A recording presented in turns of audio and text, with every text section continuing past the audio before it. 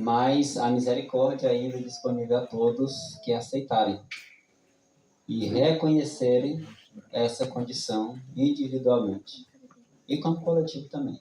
Nós falhamos tanto como indivíduos como igreja. Ou seja, deve haver uma mudança, uma reforma, uma reorganização dos princípios que nós já conhecemos em aplicação direta na vida. E nesta manhã nós vamos continuar o estudo examinando sobre as vestes brancas, que é uma das características que o Senhor oferta a ser adquirida por nós nele. O Senhor diz: compre de mim vestes brancas. Por quê? Que o Senhor está oferecendo as vestes dele para nós.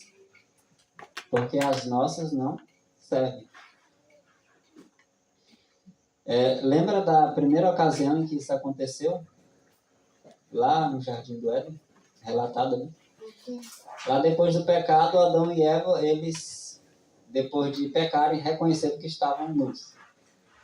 O que foi que fez com que eles reconhecessem que estavam nus? O pecado, a transgressão da lei de Deus. Quando Deus disse: não faça isso, eles fizeram, não comer, eles comeram.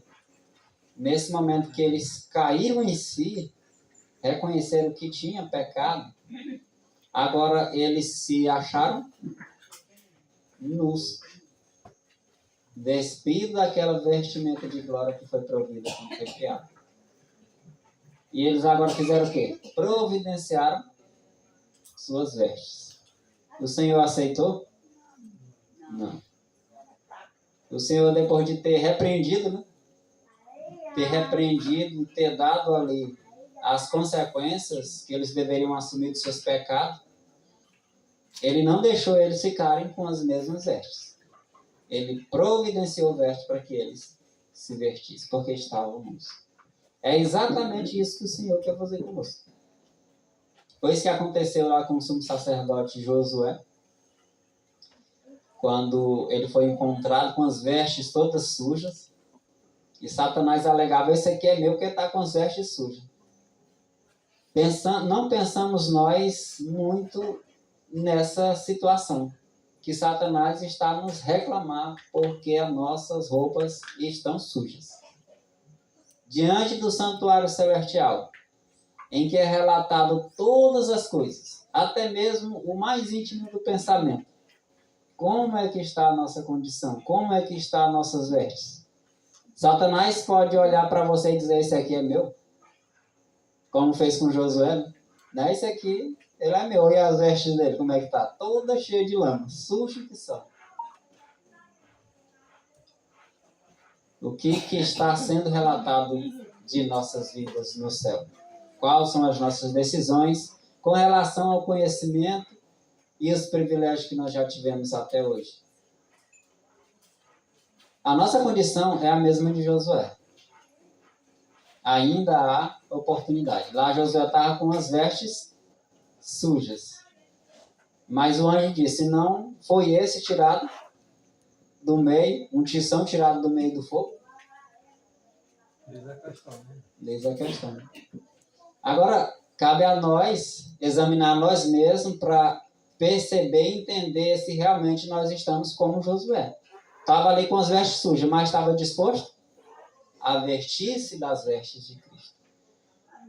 E aconteceu que Josué não continuou na presença de Deus com as vestes. O Senhor disse: tira essas vestes aí e coloca uma veste nova. As vestes da justiça de Cristo. O mesmo conselho é dado a nós, para que nós agora reconheça que nós precisamos de uma nova veste, para que sejamos aceitos diante do Senhor. Amém? Amém. Nós vamos iniciar com um texto que já foi lido, mas ele é muito importante. Eventos Finais, página 49. A igreja de Deus está na condição laodiceana. A presença de Deus não está no meio dela. Os irmãos já comentaram um pouco sobre esse texto, mas eu gostaria, como o irmão Vasconcelos bem mencionou, de acrescentar alguma coisa para somar com aquilo que a gente já aprendeu.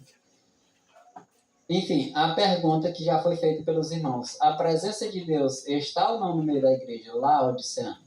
Nós estamos, primeira pergunta, antes dessa, nós estamos na condição laodiceana ou não? Sim. Então, a presença de Deus está conosco?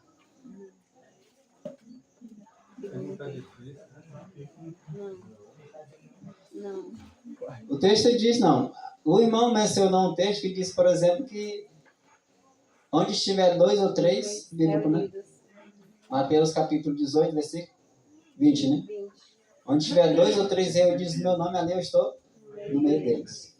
2 ou 3 reunidos no meu nome. Nós estamos reunidos no nome de Jesus? Sim. Amém. Então Deus está conosco? Amém. Sim. A presença de Deus está no meio da igreja laodiceana? Tá, já tá. Tá sim. Da Laodiceana em si, como organização, não. Como indivíduo, sim. Tá comigo. Tá comigo. É 1 ou 2 ou 3, tá. Tá comigo. É difícil. É importante, irmão, nós meditarmos nessas perguntas, porque isso envolve a nossa condição espiritual, a nossa salvação. Eu vou colocar aqui, mesmo no evento sinais, 2 textos para os irmãos entenderem esse texto. Ajudar a entender mais, pelo menos, né? Os irmãos já estão fazendo algumas colocações. Deus, ele pode estar no meio da sua igreja de 2 maneiras diferentes. Vai ajudar a compreender essa questão. Por exemplo, o Espírito Santo, ele precisa estar no meio de nós. Amém. Ou então, nós não estaríamos aqui, como já foi falado. Só que tem 2 maneiras diferentes de Deus atuar no indivíduo. Ele pode trabalhar, falando individualmente, né? Ele pode trabalhar na minha mente e ele pode habitar na minha mente. É diferente. Porque o trabalho que ele faz pode ser rejeitado. Por exemplo, ele pode, de repente, me influenciar para ouvir, para aceitar algumas verdades, e eu posso negligenciar exatamente pela condição laodiceana e ele pode se retirar. Ou se eu reconhecer a minha condição e permitir que ele entre e faça morada, aí Deus habita comigo. Da mesma forma é como igreja. Deus pode se manifestar individualmente com os irmãos. Vamos supor que aqui tem 50 pessoas, né? Deus pode estar no coração de 20 pessoas e de repente não está no coração de 30. Porque esses 30 estão na condição. Sim, estão na condição laodiceana, não querem se despertar. Então, é bom se avaliar essa questão da presença de Deus olhando por esse ângulo. Deus pode se manifestar individualmente em um, mas não pode estar na igreja como um todo. E se esses outros 30 não tivessem uma boa aceitação, realmente se cumpre ao pé da letra. Sim, Aí todo o corpo estaria sem a presença de Deus. sim, sim. Com relação, embora ele não estando presente numa congregação laodiceana, mas diz que ele visita a congregação do seu povo. Então não precisamos dizer, olha, Deus não está na igreja por causa disso e disso, disso. Não, é que nem você falou. Por causa de 1, 2, 3, ele vai estar ali. Porque ele que vai influenciar aqueles 3 que já estão com ele e os demais para ver se despertam. Verdade. É interessante que a igreja laodiceana, ela é a condição pior de todas as 7 igrejas. A nossa condição é a pior que tem, de todas as 7 igrejas. Mas a gente percebe na mensagem à igreja de Laodiceia o interesse de Cristo por essa igreja, mesmo sendo a pior. O interesse de quê? De estar no meio do seu povo. É interessante a gente compreender, irmãos, que Deus não quer habitar somente quando está reunido o seu povo aqui, mesmo se são 50 pessoas, Deus não quer estar no coração só de 20, da minoria. A promessa de Deus é para estar no meio, pelo menos, de 26, da maioria. Então, para que o propósito de Deus seja concluído, a pregação do Evangelho, é necessário que Deus faça um trabalho com a igreja toda. Não completamente, né? Mas pelo menos a maioria. É essa manifestação que Deus deseja Deus deseja que seja feito no meio da igreja. A presença de Deus não está no meio da igreja na condição laodiceana, mas ele deseja despertar o seu povo para que reconheça que estão nessa condição, para que agora a presença de Deus esteja no meio da igreja, não do indivíduo, de um indivíduo só. É verdade que onde estiver 2 ou 3 reunidos no nome do Senhor, ali ele está. Mas é vontade de Deus que ele se manifeste no meio de toda a igreja. Os discípulos, ele poderia, por exemplo, derramar o seu espírito em alguns, mas ele disse, não, só quando estiver todo mundo unido. A gente já viu alguns conselhos para que se arrependa, reconheça a sua condição, volte para Deus, confesse seus pecados a Deus uns aos outros para que sejam sarados. Nós vamos ler aqui 2 textos do Eventos Finais também, página 193, que diz o seguinte: o grande derramamento do Espírito de Deus, o qual ilumina a terra toda com sua glória, não há de ter lugar enquanto não tivermos um povo esclarecido. A mensagem da igreja a Laodiceia é exatamente Deus esclarecendo a situação do seu povo. Dizendo, olha, vocês estão assim, assim, assim. Vocês imaginam diferente. Vocês imaginam que vocês são um povo diferente, né? Um povo exclusivo, escolhido. E agora estão com as vantagens que lhe colocam em situações favoráveis com relação às outras igrejas. Mas o que é a realidade? Somos desgraçados, miseráveis, pobres, cegos e nus. Nós precisamos ser esclarecidos. Nós precisamos conhecer, por experiência, o que seja ser cooperador de Deus. Não, a presença do Espírito Santo não há de ter lugar enquanto não tivermos um povo esclarecido. Que conheça por experiência o que seja ser cooperador de Deus. A igreja na condição laodiceana tem essa experiência? Não coopera com Deus. Né? Coopera com o inimigo. Coopera com o inimigo, como já foi apresentado aqui. Coopera com o inimigo para fazer a obra que ele quer. Deus está precisando de homens e mulheres que não se compram e não se vendam. Precisa de homens e mulheres que reconheçam a sua condição, que é a condição laodiceana, e agora reorganize a sua vida como igreja. Quando Deus ele menciona que ele dirige uma mensagem para a igreja de Laodiceia, não é uma mensagem para um indivíduo, embora se aplique individualmente a cada um. Mas é uma mensagem que busca converter a igreja de Deus. É um povo. Deus não vai se manifestar o seu espírito em indivíduos separados. Como está escrito em átomos separados, um aqui e outro acolá. Isso não tem a menor importância. Deus não quer se manifestar dessa maneira. Deus quer se manifestar na igreja. É por isso que a mensagem laodiceana ela é dirigida a um povo, não a um indivíduo. Claro que cada um recebe para si mesmo e entenda a sua condição e faça uma reforma na vida. Mas Deus quer esclarecer um povo. E se eu não gosto de ser esclarecido, infelizmente, eu vou ficar de fora.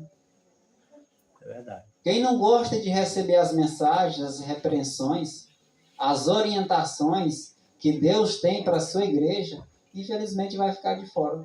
Porque Deus quer um povo esclarecido. E o mais interessante, irmão, é que conheça por experiência o que seja cooperador de Deus. O que nós estamos fazendo para cooperar nesta grande missão que o Senhor nos concedeu?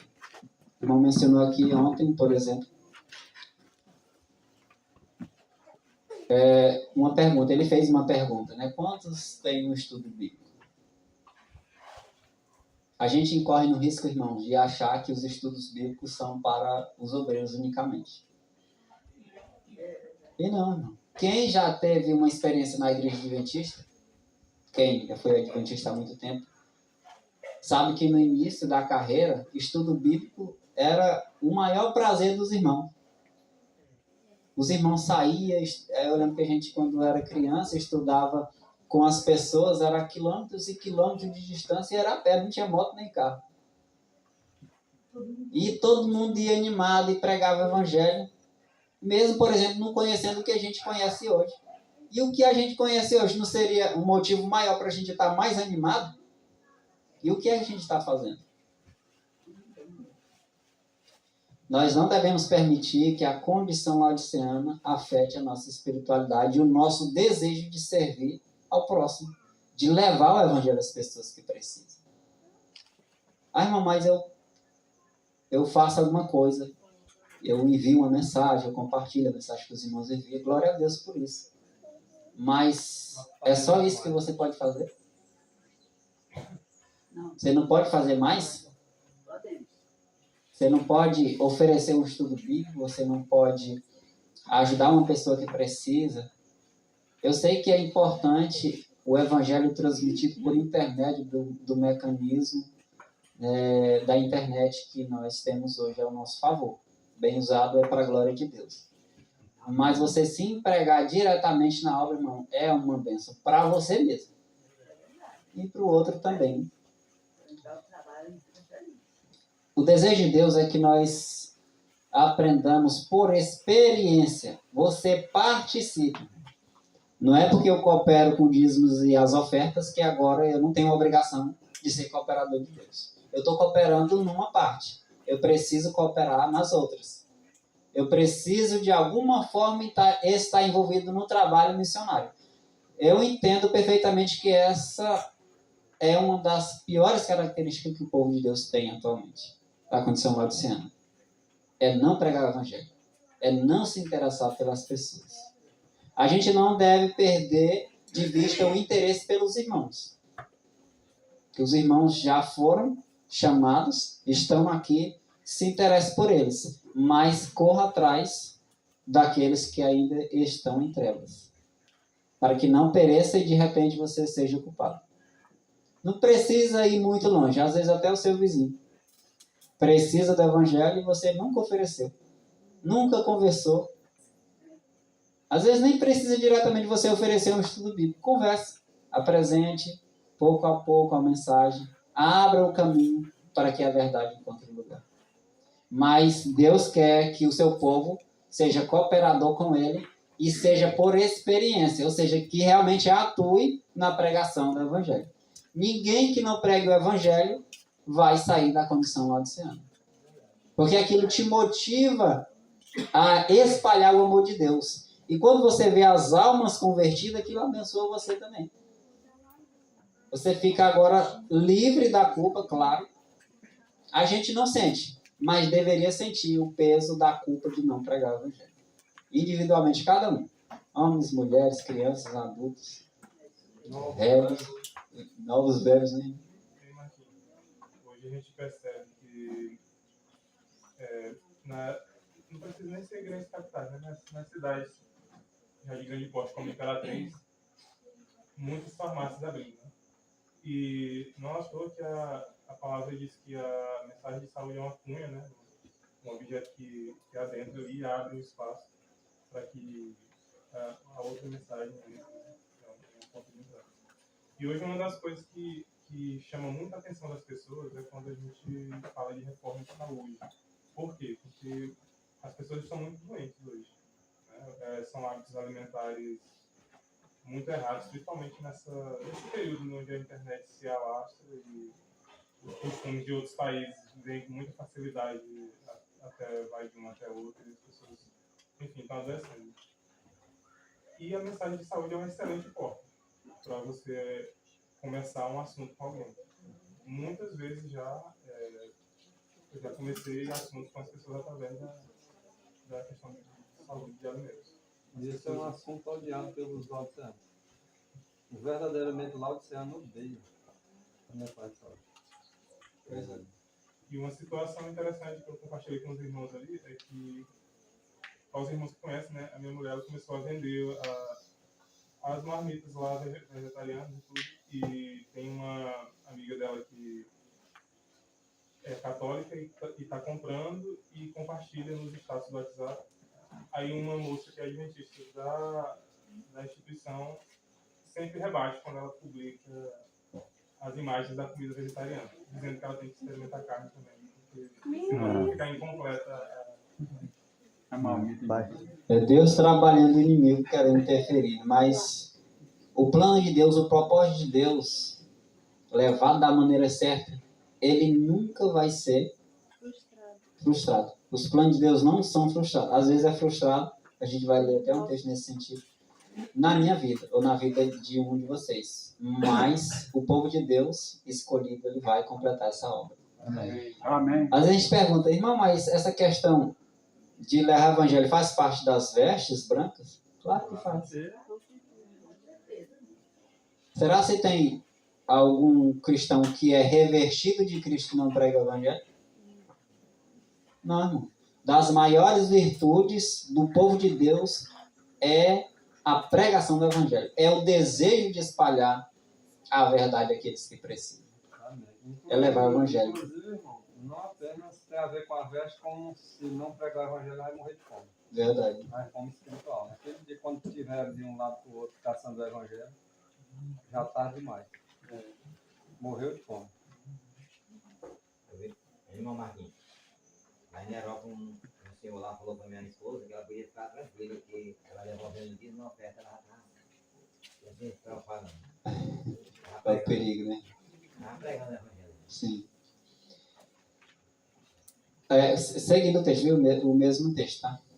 Quando tivermos uma consagração completa de todo o coração ao serviço de Cristo, eu falo com a autoridade das experiências nossas, de todos nós. Nós estamos, no geral, falando como um todo, mais preocupados com os nossos afazeres, com as nossas coisas, do que com as coisas de Deus. É verdade. E aí Isso é um perigo. tem que ser de todo o coração, né? Sim. Coração dividido. Mas realmente você falou a pura verdade. Verdade. É uma verdade. É preciso uma consagração completa de todo o coração ao serviço de Cristo. Tudo que nós construímos aqui, irmão, vai ficar aqui. Tudo que nós podemos comprar, planejar, organizar, tudo vai ficar aqui. O que importa é aquilo que vamos levar para a eternidade. Quando houver essa consagração completa do coração ao serviço de Cristo, agora é nesse momento que Deus reconhecerá esse fato mediante um derramamento sem medida de seu. É exatamente isso aqui, irmão. A presença que não está no meio da igreja laodiceana, agora com o derramamento do Espírito Santo em um povo totalmente consagrado ao serviço de Cristo, faz com que a presença de Deus esteja no meio da igreja. Porque Deus não quer se manifestar em um ou outro. Ele quer se manifestar na igreja como um todo. Aí vai ter duas igrejas nesse momento. Sim. Só uma recebe o refrigério, pela presença do Espírito Santo, e outros não vão estar sendo abençoados com esse mesmo privilégio, essas mesmas bênçãos. Aí terá, numa igreja só, uma que representa a igreja do Deus vivo, tá? E outra que representa a sinagoga de Satanás. O nego aplica esse texto lá para as outras igrejas. Não. A Bíblia diz que são adventistas do sétimo dia, que representa a sinagoga de Satanás. Tem um texto, claro. Sim. Aí alguns não, todos aqui é a igreja de Deus, todos vai salvar, o Espírito Santo vai cair em todo mundo. Não vai cair em toda a igreja, não. Quando a maioria, se aqui, por exemplo, tem 100 pessoas, quando 51 tiver preparado, esclarecido, o Espírito Santo vai ser derramado sobre esses 51, os 49 vai ficar de fora. Duas igrejas aí, uma de Deus e uma do diabo, no mesmo local. É exatamente assim, irmão, que Deus ele quer se manifestar. É na sua igreja. Quando a igreja, como o restante do texto diz aqui, ó, mas isso não acontecerá enquanto, como o irmão mencionou, a maior parte dos membros da igreja não forem cooperadores. É preciso que a maior parte do povo que se comprometeu com a verdade se convertam dos seus maus caminhos. E agora Deus, com um povo esclarecido, derrama o seu Espírito. E a igreja, com o Espírito Santo, pode ter muitos no meio dos salvos, mas eles não conseguem interferir. Eles vão tentar. Diz que eles vão tentar de todas as formas. Enganar, vão falar mal, vão criticar, vão entregar às autoridades e até mesmo matar. Mas nesse momento, quando o Espírito Santo repousar sobre a igreja como o derramamento da chuva serôdia, ninguém mais vai impedir o trabalho de concluir a mensagem do Evangelho. Nesse momento, é exatamente essa manifestação que Deus quer que a sua igreja receba do Espírito Santo. Nesse momento, a presença de Deus vai estar na igreja como um todo. Mas na condição laodiceana, na igreja como um todo, não temos ainda, infelizmente, a presença do Espírito Santo.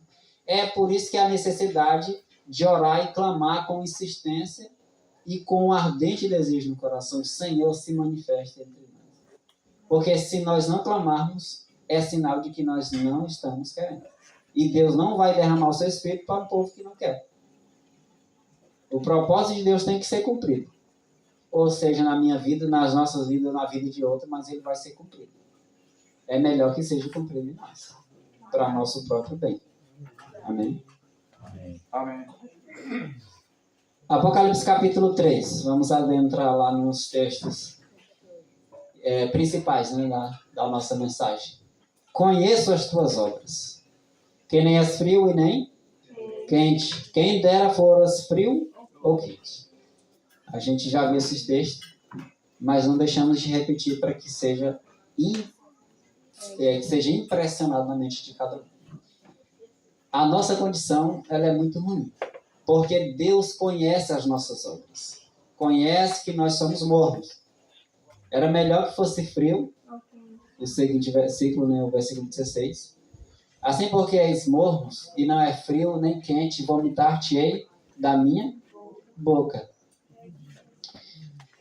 Nós estamos numa condição que estamos a ponto de ser rejeitados por Cristo. Por que nós estamos a ponto de ser vomitados da boca de Cristo? Nós sabemos que a porta da graça está para se fechar. A igreja laodiceana, que permanecer nessa condição, vai ser vomitada ou não? Vai. Quando o Senhor Jesus sair do santuário celestial, essa igreja que não se despertou com a mensagem da igreja de Laodiceia vai ser totalmente vomitada. Porque não reconhece a necessidade de um Cristo na vida. Era melhor que fosse frio. Por que era melhor que fosse frio? A gente viu nos textos dos irmãos que apresentaram aqui anteriormente que o indivíduo que não está nessa condição morna, que já recebeu a verdade, é muito mais fácil ele se converter ou aceitar a verdade do que o indivíduo que está na condição laodiceana.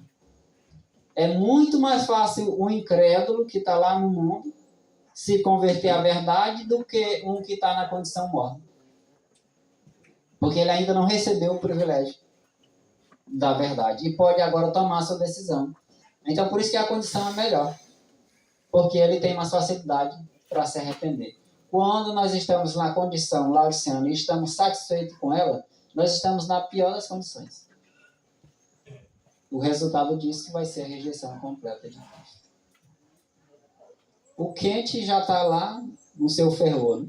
Esse aí não precisa nem falar. Aquela condição que o irmão mencionou, fria, que a igreja está na condição fria, é a mesma dessa daqui morna, apenas em contextos diferentes. Mas é necessário que a gente reconheça que estamos nesse pecado e nessa condição. E agora procuremos sair dela. Ouvir a voz do Senhor que fala no nosso coração. Como dizes, rico sou e estou enriquecido, e de nada tenho falta. E não sabe que és um desgraçado e miserável, pobre, cego e nu.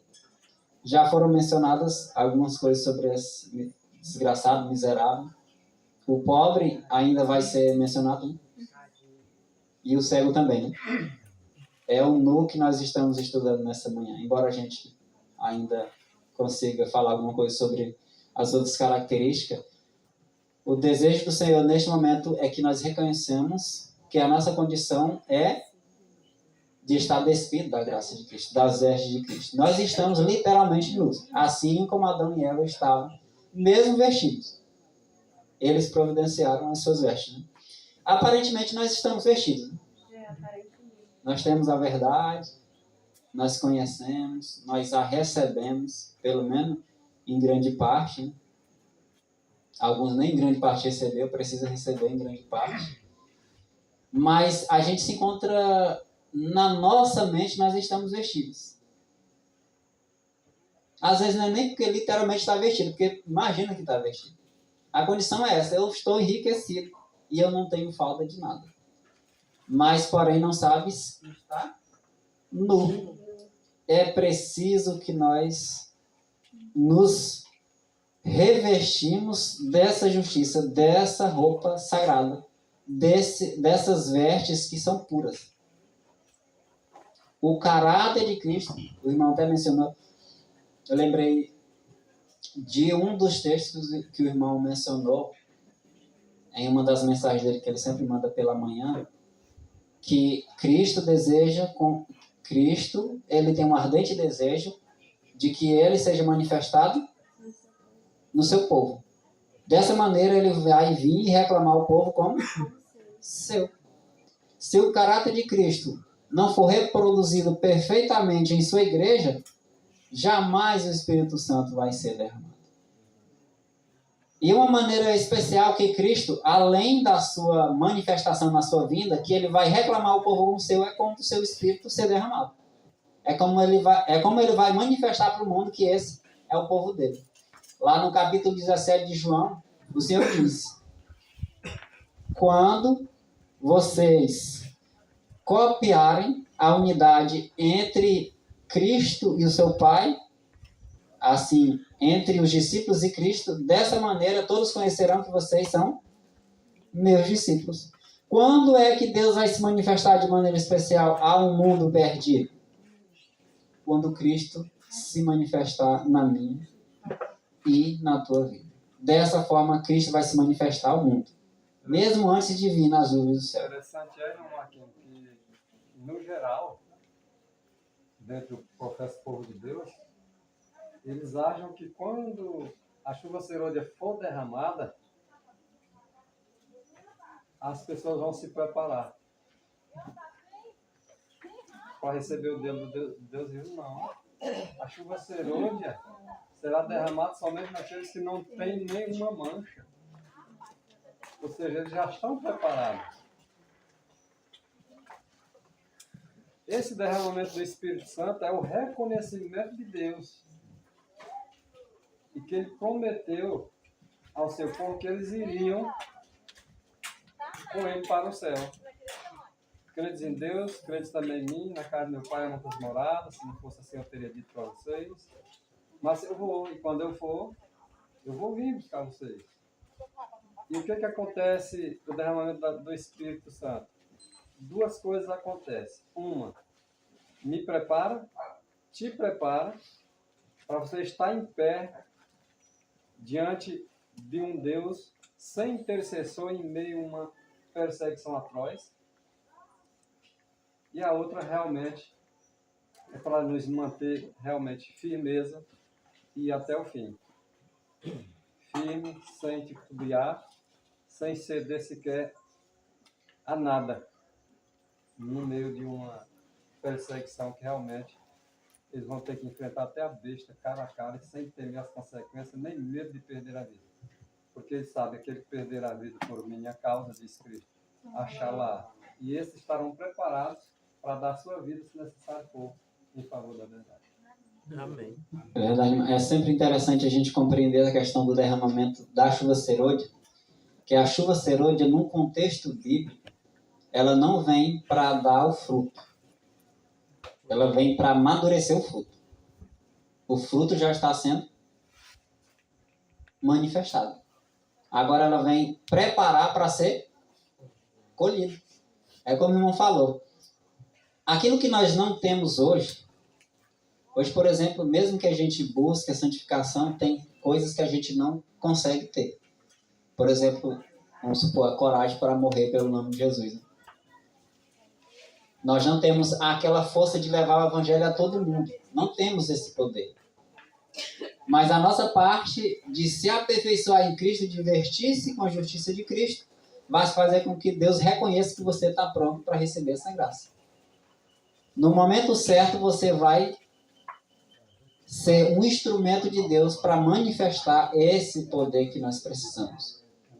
De resistir à morte por Jesus, de pregar o evangelho com coragem diante até da própria besta, de permanecer naquilo que você já está até que o Senhor venha buscar. A chuva serôdia é para colher o grão, não é para amadurecer, para colher, não é para fazer o grão nascer. A chuva temporânea que tem esse trabalho de fazer com que a árvore nasça, cresça, produza frutos. A chuva serôdia é para colher. Né? Aquela questão que Paulo menciona, né? Ele fala da questão da medida do Espírito que foi repartida a cada um. É como a graça. Os pastores, quanto mais peca, mais graça recebe. É o contrário. Quando o Senhor dá graça, que essa graça é utilizada para vencer pecado, para vencer tentação, para sair para fazer o trabalho de Cristo, ele dá mais graça. Ele dá o Espírito para a gente. Se esse Espírito é aproveitado, é utilizado, ele vai dar mais medida, mais medida. Vai alcançar-se um padrão. Aí depois o que vai fazer é só amadurecer para colher e para dar aquela mensagem final. Mas esperar assim, não, eu vou esperar o Espírito descer que eu vou sair para pregar o Evangelho. Eu vou esperar o Espírito descer que eu vou guardar o sábado. Não guarda não. Olha, mesmo que haja uma igreja santificada ao serviço de Cristo, sem o derramamento da chuva serôdia seria impossível o evangelho alcançar o mundo. Porque é algo impossível mesmo aos melhores homens. Lembra que a mensagem, o terceiro anjo, o anjo que traz o poder, ele vem para dar poder à mensagem que já está sendo pregada. Então, é o poder de Deus sendo manifestado para jogar por terra todo o esforço humano. No sentido de que, se não for a manifestação de Deus, jamais seria concluído o evangelho. Mesmo a igreja de Deus estando pregando. Mas o Senhor vai manifestar, não, agora é eu que vou fazer esse trabalho de conclusão. E vai ficar claramente entendido por todos que Deus é que vai fazer essa obra. Já está manifestando essa obra na vida individual de cada um e na igreja. Mas nesse momento, agora o Senhor, com grande poder, como foi nos dias dos discípulos, e maior ainda, vai manifestar o seu Espírito no meio do seu povo. Amém. Amém. E estejamos preparados para esse maravilhoso evento.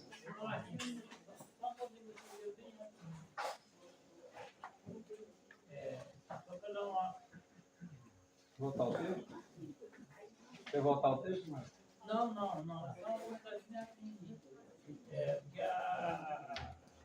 Porque o Espírito Santo sabemos que é prometido, né? E é um dos desejos de Deus.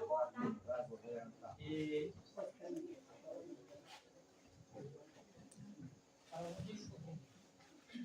Você fala baixinho agora no microfone, tá todo mundo escuta. Então nós queremos receber o Espírito Santo, na verdade, porque Deus prometeu, né? E para concluir essa obra. Agora, a medida do Espírito Santo é dada à medida que a gente se envolve no trabalho também. Se nós ficar sentados pedindo o Espírito Santo noite e dia, ele não vai ser derramado se nós não colocar o pé na obra, mão na obra. Nós temos que agir segundo nossas orações, é o que está escrito. Pedir o Espírito, mas nos colocar na posição onde nós podemos receber o Espírito. Deu para entender, né? Porque o que nos impede de receber o Espírito é não nos envolver na obra. Só isso que eu estou querendo falar. É esse texto aqui. A questão da cooperação. O povo não foi cooperador de Deus por experiência. Se O povo não cooperar por experiência, não vai receber. É a realidade.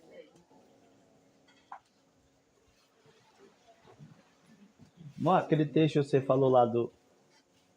Pode voltar aquele lá. Qual? Quer dizer, o anterior, esse aí. Antes dele. Ele fala, sou rico sou. O rico então é pra frente. Frente. Sou rico, estou enriquecido pra frente. Aquele lá, Isso. Aqui no livro de Provérbios, Tiago, capítulo 1, versículo 1, capítulo 5, versículo 1, versículo 2, fiz texto aí, eu lembrei desse texto aqui. Ele diz o seguinte: as vossas riquezas estão apodrecidas, e as vossas vestes estão comida de traça. Esses acordarão finalmente de um terrível engano próprio. Né? Então nós vemos que, né, fazendo a alusão das riquezas dos mornos lá de Laodiceia, né? Que as vossas riquezas estão apodrecidas, né? E que as vossas vestes estão comidas de traça. Então tem que haver o quê? Uma mudança de vestes. E abandono dessas riquezas que são colocadas nas ideias por Satanás, né? Fazendo com que aqui mais na frente ele dá mais uma ênfase sobre isso aí, que nós temos que adquirir para nós vestes diferentes das que nós achamos que é a especial. Né? Porque aquilo que é especial no homem, que o homem acha que é especial, para Deus é como o canto está dizendo aqui, ó, são vestes podres, né? Algo que não tem nenhum valor e precisa ser embranquecida, lavada, né? Para que possa ser apresentável diante de Deus, para que Deus também se apresente diante deles. Me permite, irmão, participar junto com o irmão. Qual foi o texto que não leu? Tiago 5, verso 1 e 2. Verso 1. As vossas riquezas estão apodrecidas e as vossas vestes estão comidas de traça. Vamos pegar só a segunda parte. As vossas vestes estão comidas de traças. Tudo bem, se aplica lá para Laodiceia, mas principalmente para nós aqui hoje. Que traça é essa que tem comida nas nossas vestes? Pecado. Agora lê o verso 2. Verso 2. Esses acordarão. Verso 2. Esses acordarão acordarão finalmente de um terrível engano próprio. Engano? Próprio. Olha a traça que corrói. É porque ele é cheio do eu, cheio do egoísmo. Engano próprio. É enganado porque ele escolheu ser enganado. Está aí as mensagens para ser esclarecido. São poucos que aceitam, poucos que querem. E a traça do egoísmo está correndo tudo. E deixa de ter a veste nupcial, a veste branca, a veste de Cristo, e permanece com aquelas suas vestes próprias, que é os trapos de imundícia, em que as tracinhas estão só comendo. Essa última parte é o comentário de Ellen White. Comentário de Ellen White. O texto começa lá em cima. Eia, pois agora, vós ricos, chorai e pranteai, pois por vossas misérias que sobre vós hão de vir. Aí o segundo versículo é esse: e as vossas riquezas estão apodrecidas, e as vossas vestes estão comidas de traça. É isso. Aí essa outra parte é o comentário. Qual é o livro? Mas foi bem aplicado. Mas o resto, irmão? Tiago capítulo 1, versículo 2. Pode ver o capítulo 2. Esse resto aqui, ó. 5 e 2. A ferrugem tem que molhar contra você e o devorará. Vamos. Quem quiser meditar mais no texto, guarda aí, vamos meditar depois. Já recebeu a minha orientação. Vamos reler esse texto aqui. Aconselho-te que de mim compres. Interessante a questão de comprar. De mim compres. Tudo tem um preço. Você comprar essas vestes brancas não é de graça. Não é de graça. A gente sabe que nós tivemos o privilégio de receber essa graça. Mas porque alguém pagou por nós. Alguém tem essas vestes para nos dar. Não é algo que a gente possa adquirir, ou possa mudar, ou possa limpar que já tem em nós. As nossas vestes não tem como ser. Tem como a gente revertir-nos de uma veste nova, que é a justiça de Cristo. A nossa justiça é como? Trato de Trato de mundo. A nossa salvação, ela não é comprada, mas ela foi comprada. Sim, exato. O preço caro. Um alto preço. É só ler Isaías capítulo 53. Você vai ver o preço que foi pago para que essas vestes brancas hoje estivessem à disposição de cada um de nós. No capítulo 55 de Isaías, a gente vê o relato lá, o Senhor oferecendo exatamente isso. Compre de mim, mas compre sem dinheiro e sem preço. Por quê? Porque não tem valor? Não. Porque Jesus pagou o preço por essas vestes. Ele tem essas vestes. Nós não podemos formar essa veste e muito menos limpar a nossa. Nós precisamos revertir-nos da veste de Cristo, para que nós estejamos agora vertidos e não apareça a vergonha da nossa nudez. Então o preço, nós temos que pagar o preço da aceitação, né? obediência. A obediência, aceitação e tal. Isso, é ele que opera, né? É tudo ali. Nós temos que só se dispor, né? Olha aqui, uma situação que é a mesma, é semelhante. A parábola lá das bodas, né?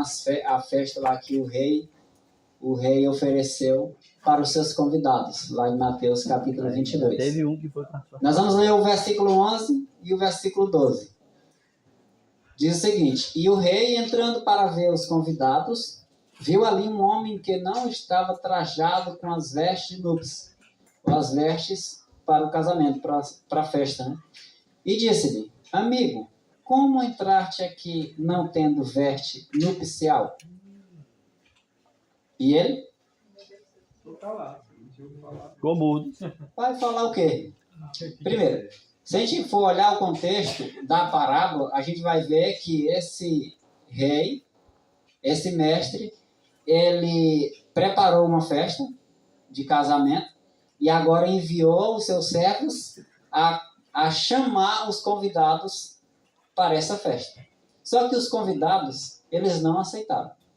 Alguns foram fazer essas coisas que era costumeiro fazer, outros disseram que não queriam, alguns chegaram até a matar os servos. Você olha para a história de Israel, você vai ver isso, exatamente isso que Cristo queria transmitir. E de repente o Senhor disse: não, os meus convidados, eles não são dignos. Agora vai e convida o que vocês acharem. Aí convidou todo mundo. E todo mundo foi para a festa. Não escolheu por pessoas. Não fez acepção de pessoas. Escolheu todo mundo. O ruim, o bom, chama todo mundo. Só que, de repente, nessa festa, quando o rei foi dar uma olhada nos convidados para poder fazer uma avaliação, ver se estavam preparados para a festa. Atenção, irmão. Essa ocasião dessa avaliação não é na festa. Teve um tempo antecipado que o rei disse: agora eu vou ver como é que estão os meus convidados, os meus chamados. Ainda não tinha escolhido, ele estava escolhendo. Aí lá de repente, de todos os convidados, os chamados, o Senhor viu um com as vestes sujas, as vestes dele mesmo. O problema é a aplicação. Sim. Por exemplo, como entraste aqui? No céu você sabe que não vai entrar gente sem as vestes brancas. Então, onde é esse lugar que está fazendo a ilustração? Como entrar aqui?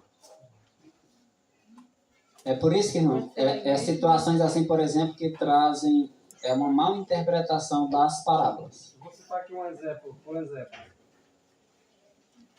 Jesus está escrito que ele convidou 12, né? Mas tem um que, na verdade, não foi Cristo que convidou, não, ele se ofereceu. Só que, observando bem, se perguntar, rapaz, todos os 11 aqui estão bem vestidos, e tu entraste aqui como? Por que tu entrou desse jeito? Porque tem um limite. O limite de Deus, ele tem o seu limite. Ele vai esperar nós até um determinado ponto. Vai chegar um ponto que ele não espera mais, não. E se você ainda tiver vestido com essa veste de Laodiceia, vai chegar um momento, aqui está o povo de Deus. Representa 11. Aí tem um que não está vestido da forma como deveria estar, como os demais. Aí vem a pergunta, como entraste aqui?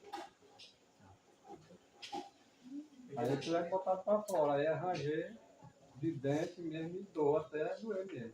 Irmão, foi Deus que foi. Ele só chamou, né, e o indivíduo veio. É interessante a gente entender por quê, que ocasião é essa, no contexto geral, né, para que a gente possa ser introduzido aqui, e por que que ele, o indivíduo, ele ficou mudo. É como se dissesse, Marquinhos, nós aqui estamos nos preparando para vestir essas vestes da justiça de Cristo. E sempre vai ter pessoas que não estão vestidas dessas vestes acompanhando esse povo, dizendo que é povo de Deus. É o joio, né? Dizendo que vai para a festa. Só que lá para essa festa, se ele vier entrar dentro do povo de Deus que está pronto para ir lá para o local da festa, vai chegar um momento que ele vai ter que cair fora. Os ímpios não permanecerão na congregação dos justos. Exato. Então eles têm que cair fora. Como que eu estou aqui? Aqui tem que ter vestes. Vestes adequadas. E você chegou até aqui no meio desse povo e não está vestido com as vestes de Cristo. Então esse povo vai ter que sair, vai ficar de fora, lançar para fora nas trevas. Porque lá só vai entrar os que estão vestidos, padronizados. Ainda vai ficar zangado, porque vai ranger os dentes de raiva.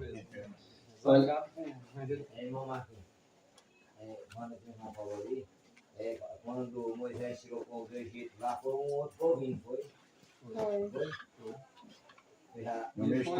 Foi eles a causa da escassez que aconteceu na estrada. Olha, aqui, o que motivou esse indivíduo a ficar mudo diante do Senhor foi o fato de o rei ter providenciado as vestes e ele não ter aceitado.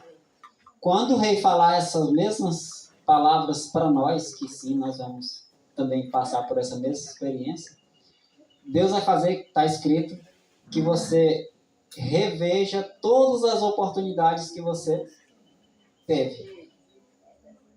E de repente, toda a providência, por exemplo, todos os acampamentos, todas as oportunidades que Deus reúne à sua igreja, é para transmitir, através das mensagens, estas vestes.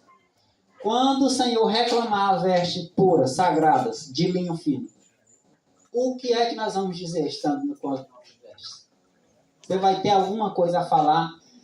Senhor, eu não saí da condição laodiceana porque eu não conhecia essa condição. Eu não sabia que eu estava nessa condição. Quem vai poder falar isso? Dos que estão aqui. Tem que sair caladinho. Tem que ficar calado, porque a oportunidade todo mundo está tendo aqui. Dos que aceitaram a mensagem primeiro até os que vieram a primeira vez hoje. Está aqui tendo a oportunidade, está sendo oferecendo essas vestes para lá no reino você estar bem vestido.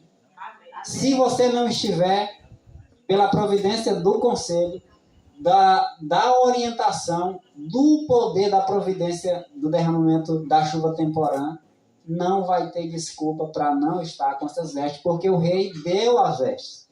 Ele chegou e disse, olha, essa veste aqui é que você vai vestir lá no casamento. Você acha que Deus não tinha dado as vestes e agora ele vai exigir? Foi lido um texto que Deus não exige além das nossas forças, né? Ele dá as vestes, ele providencia os meios. Agora, se eu não aceitar, infelizmente, Deus não pode mais fazer nada. Seria injusto, se ler assim, de relance, né? Por que que Deus está, por que que o rei está cobrando de uma pessoa que eles querem para procurar em todo lugar, nas esquinas, aí aleijado, o cego, o pobre aí, o mendigo pode trazer. Aí o mendigo entra lá e diz aqui, cai tua roupa. Se não tivesse sido ofertada, o mendigo ia dizer assim, não, mas eu não tenho não. Eu sou um pobre, o senhor sabe, você mandou chamar pelos pobres lá. Cuidado, a velha. O problema O é recheio esse tá que o lá. Marquinhos está levantando. Não, me foi dado veste. Foi dado Os outros não quis. Não pode ficar no rei, não. É por isso que ele... Cômodo. Então aí as vestes foi dada, não colocada, né? Foi dado. Não aceitou. Foi dada e colocada também. Hã? Foi dada e colocada. Para ele não aceitou as Não, vestes. então não foi colocada nele. Claro, estava no... É porque ele não quis. Deus não coloca virtude no ímpio, no que não aceita. Olha, interessante aqui, irmão. Presta atenção, essa situação não é no céu, como o irmão mencionou. Esta obra de exame do caráter. Dá licença. Vamos fazer silêncio, por gentileza?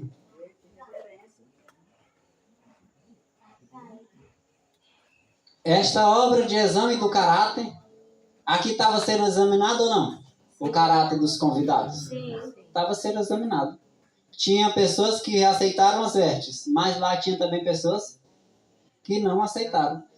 Nesta obra de exame do caráter, para determinar quem está preparado para o reino de Deus, para a festa, é a do juízo de... A obra final do santuário, aquela ocasião, lá da festa das bodas, em que o seu Senhor vai fazer aquela seleção, é exatamente a obra do juízo de investigação que está ocorrendo na ocasião atual, no tempo atual que nós vivemos. Nós estamos sendo chamados diante do rei e sendo pedido as nossas obras. Cadê as tuas vestes? Especialmente quem já tem algum tempo na fé. Qual é o teu caráter? Qual é o teu caráter? Cadê os privilégios, as oportunidades que eu dei para você? O que você fez com aquilo que você já recebeu? Está sendo feito isso no santuário celestial. E o que é que nós estamos fazendo com os privilégios que nós já recebemos? Uma coisa é, irmão, você nunca ter ouvido e visto a verdade. Outra coisa é você ter 5, 10 anos na igreja e não ter nada. Ouvindo a verdade e nada praticando. O Senhor olha para você, talvez eu não veja, o irmão não veja. Que, infelizmente, é evidente, a gente vê muita coisa, embora não veja tudo. Mas o Senhor está fazendo essa pergunta, cadê as tuas vestes? Tu recebeu essa mensagem há 5 anos atrás, e aí? O que está te impedindo de mudar? Irmãos, é uma condição terrível nossa. Às vezes eu já mudei alguma coisa, mas tem muita coisa que eu já deveria ter mudado. E o que é que eu estou fazendo? Qual é o meu esforço em relação às verdades que eu já recebi?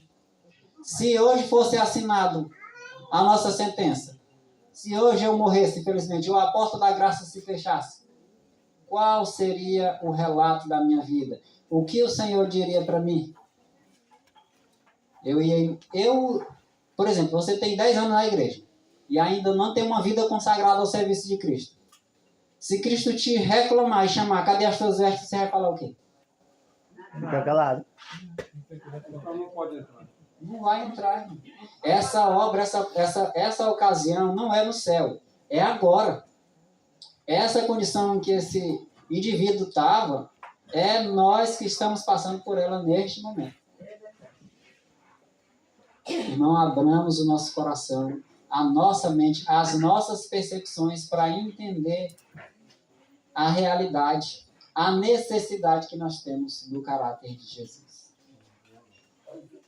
Marquinhos, quando o sumo sacerdote ia fazer o sacrifício geral, o anual, né?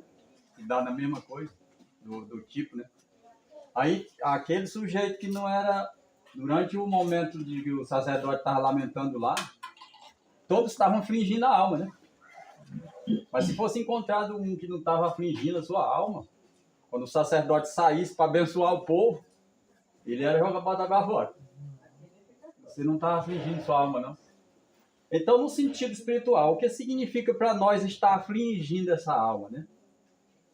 É a gente estar preocupado, estar buscando, estar cavando fundo para ver onde é que eu vou achar esse ouro, né? Que Jesus falou que é refinado, né? Onde é que eu vou encontrar o colírio para me poder enxergar o que é o meu dever, a minha atividade para com Jesus. Então, é esse, onde é que vai achar as vestes? É esse afligir estar envolvido aí. Infligir a buscar é para se interessar. Porque senão, quando o sacerdote sair do santuário, ele vem para abençoar, mas é aquele que tinha preocupado em aceitar as vestes. Ele deve estar com as vestes já, né? Sim. Quando o Senhor sair do santuário, deve estar com a veste. Já está. Não deve estar procurando vestir as vestes. Não. Ele providenciou. Nesse intervalo aí, o Senhor providencia as vestes. Ele dá as vestes, ele não limpa as suas vestes. Ele dá a dele. Ele disse, olha aqui minhas vestes, vista ela. Precisa se despir das suas vestes. É por isso que às vezes a gente não recebe as vestes de Cristo, porque a gente quer colocar as vestes de Cristo em cima da nossa, não dá certo. Tira as vestes ruins, ele tira as vestes ruins e coloca as vestes novas. Mas se eu não quiser largar as minhas vestes, o orgulho, o egoísmo, como é que Deus vai nos revestir com sua graça? Aquele indivíduo, ele imaginou que as vestes dele, ele poderia estar ali, Deus chamou. Ele estava do jeito que Deus chamou. Tem gente que disse, não, o Senhor, do jeito que eu tiver, Ele me chama e quer. Ele quer salvar você. Ele não quer você do jeito que você está. Ele tem uma veste para dar. Alguém? Meu filho, presta atenção que está mesmo no tempo de Noé. As pessoas estão dormindo, estão pensando que está em brincadeira, né? E aí vai acontecer que nem aconteceu no tempo de Noé. Pegar todo mundo desprevenido, sem esperar. Verdade. E é nós mesmo. A igreja está dormindo desse jeito também. E é nós mesmo que estamos dormindo, né? É verdade. Olha, essas vestes. Olha como essas vestes. Apocalipse 19, versículo 8. E foi-lhe dado que vestisse de linho fino. Esse linho fino representa uma veste pura. O linho, na época, era considerado vestes para pessoas ricas e nobres. Era o tipo de pano, de roupa que era usada somente pela nobreza. Era especial. Ou seja, era as melhores vestes. Representa a pureza de Cristo. Puro e resplandecente. Ele é puro, não tem mancha nenhuma. E é resplandecente. Não tem como as pessoas não verem. Por que resplandece? Qual é? O que o Senhor quer transmitir quando diz que as vestes resplandecem? É que é vista pelo mundo. Todo o universo, não somente o mundo, mas todo o universo vai contemplar essas vestes. Só o verso 7, ele faz 7 no Marcos 22, assim. De Apocalipse 19, né? Apocalipse 19, versículo 7. Regozijemo-nos e exultemos e demos-lhe a glória, pois são chegadas as bodas do Cordeiro, e já a sua noiva se aprontou. Amém. Pois foi dado que se vestisse de linho fino, resplandecente e puro, e linho fino são os atos de justiça. É das bodas de Deus. Amém? Amém. Esse linho fino, essas vestes puras e resplandecentes, são um ato justo dos santos. Mas é algo que veio dele mesmo? Dos santos mesmo? As vestes é providência divina. Foi Cristo que deu essas vestes. São dele porque eles aceitaram. As vestes são minhas. A justiça de Cristo, o caráter de Cristo pode ser o meu, sim. Mas se ele providenciar isso para mim. E eu aceitar, né? Pode. É Testemunho Seleto, volume 1, página 477 e 478, assim.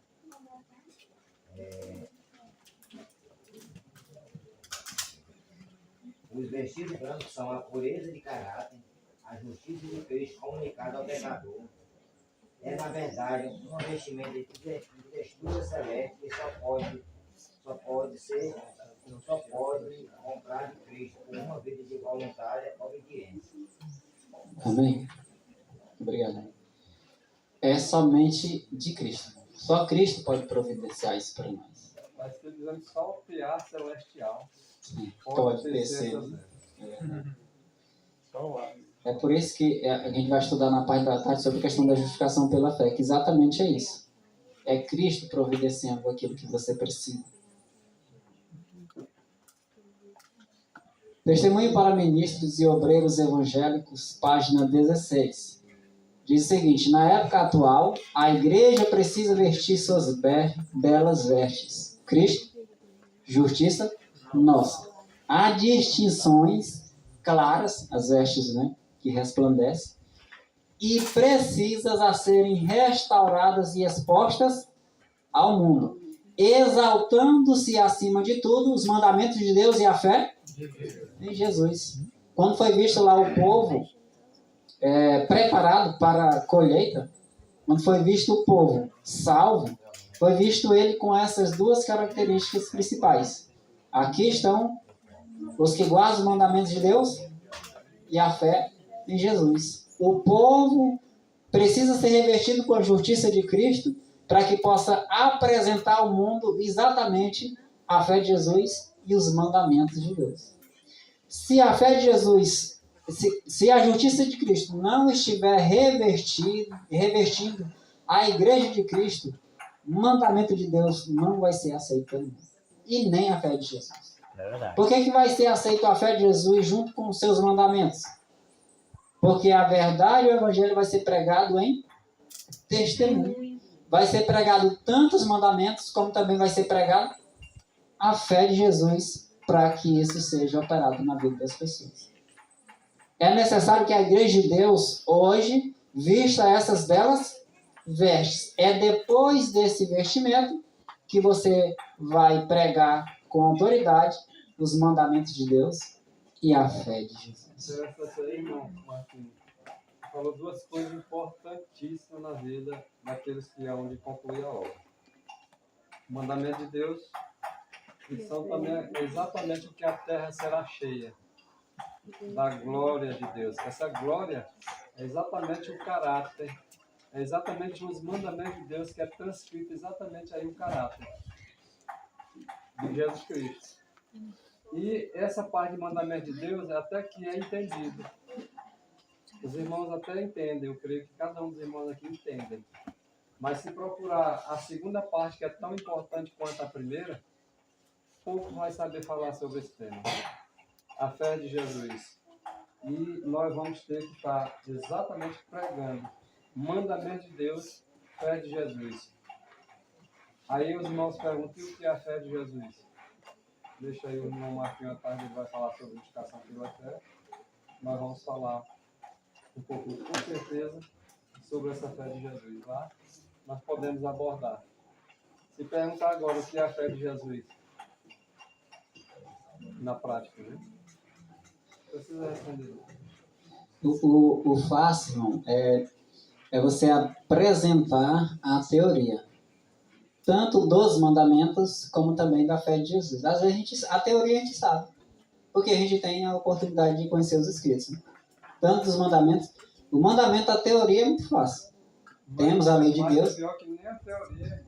Muitos não sabem. Né? Nem a teoria não sabe nem responder a pergunta, o que é a fé de Jesus. Exatamente. Por quê? Porque, na prática, irmãos, tanto os mandamentos de Deus como a fé de Jesus é algo profundo. É algo espiritual. Só os espirituais podem receber, podem entender. Mas, à tarde, como o irmão falou, a gente vai aprofundar mais um pouco sobre essa questão. À noite, né? Se em desafio às disposições divinas for permitido ao mundo influenciar nossas decisões ou ações, o propósito de Deus será frustrado. Em desafio às disposições divinas, Deus, Ele preparou tudo. Se de repente, desafiando tudo que o Senhor fez por nós, mesmo assim o mundo nos influenciar, o propósito de Deus vai ser frustrado. Mas frustrado porque o Senhor não tem o poder para levar o seu propósito avante, ele vai ser frustrado na minha vida. e outro irmão vai ser usado. O propósito de Deus pode ser frustrado, irmão? Na minha e na sua vida pode. O propósito de Deus, nele em si, não pode ser frustrado. Porque se ele não se manifestar por intermédio de mim, ele se manifesta por intermédio de outro. E assim, se o outro, como está escrito, se receber e não usar de maneira certa esses dons, o Senhor bota ele para trás. O Senhor rejeitou até a nação de Israel, que era dele, porque não vai rejeitar um que é só enxertado, que se aplica para nós. Nós precisamos entender que o propósito de Deus vai se cumprir. Agora, precisamos entender também e querer que esse propósito seja cumprido em nós. Eu não quero, de repente, caminhar a minha vida toda nesta fé, nessa religião, nessa igreja, e no final de tudo, eu ser jogado para fora. O que eu fiz da minha vida? É porque, na verdade, Deus tem um propósito na minha vida. Sim. E esse propósito de Deus que Ele tem para a minha vida pode ser frustrado, mas na minha vida. Sim. O dele permanece. Deus O propósito permanece. dele vai permanecer na vida de outros. Cumprir alguém. Vai se cumprir em alguém. Isso aí não é frustrado. Frustrado por mim na minha vida. Se eu não aceitar. Se eu não aceitar e fizer o contrário, rejeitando as coisas divinas, não será cumprido. É frustrado. Mas, como você falou, o frustrado em si mesmo, o plano de Deus nunca é. Nunca foi e nunca será. Olha, um exemplo aqui, para a gente entender essa questão do propósito em alguém que pode ser frustrado e Deus pode usar outro. Por exemplo, vamos supor que ele me chama para ser um ministro do Evangelho. Só que eu negligencio a responsabilidade. Eu não me esforço, eu não estudo, eu não reorganizo a minha vida, eu não coloco em prática os princípios que podem me capacitar para esta obra, e de repente eu fico só lá no banco da igreja, sentado a vida toda. Aí o senhor chama quem? Pai, entrou um irmão, entrou o Marquinhos não quis, eu vou botar o Francisco para fazer essa obra.